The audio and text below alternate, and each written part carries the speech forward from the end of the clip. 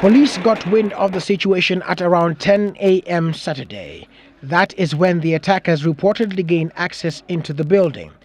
The first to respond was a police outfit known as the Recce Squad.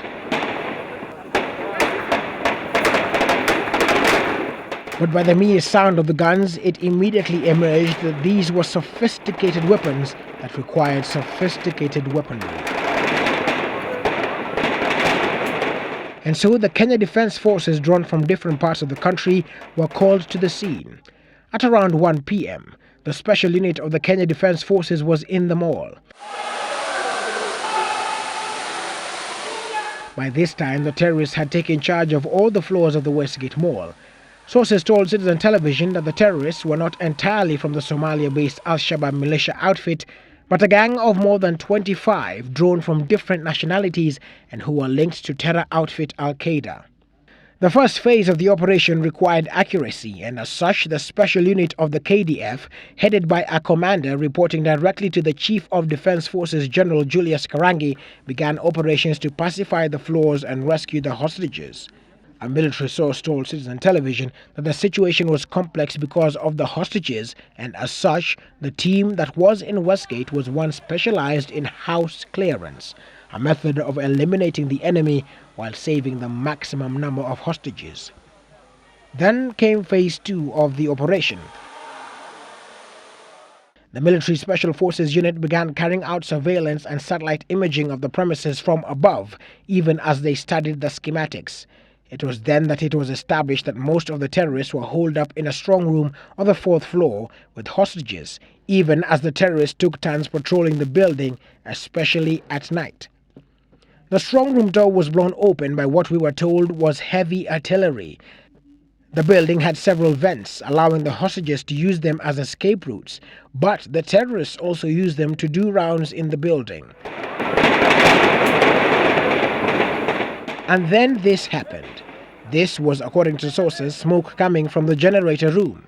The KDF was said to have blown up the generator to cut electricity to the building. Sources also say that tunnels and vents would have led to the basement floor, and this area used as an escape route. This was a sign that the final stage was nigh. It was time for a critical decision to be made. The president, who was receiving regular briefs on the situation from time to time in his capacity as the commander-in-chief of the defense forces, was told of the option of collapsing the floors to save the hostages and annihilate the terrorists. The terrorists were pinned down on the 3rd floor, with the Kenya Defence Forces on the 4th and the roof and on the basement, sandwiching them. Sources close to State House say there was a brief consultation with the United States and Israel before the final decision was reached.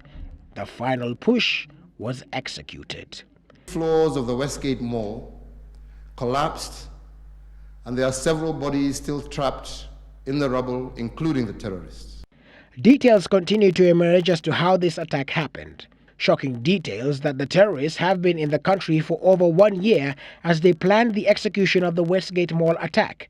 According to credible sources close to Citizen Television, some of the terrorists had already gained access into the country late last year, while the rest came in between January and June this year.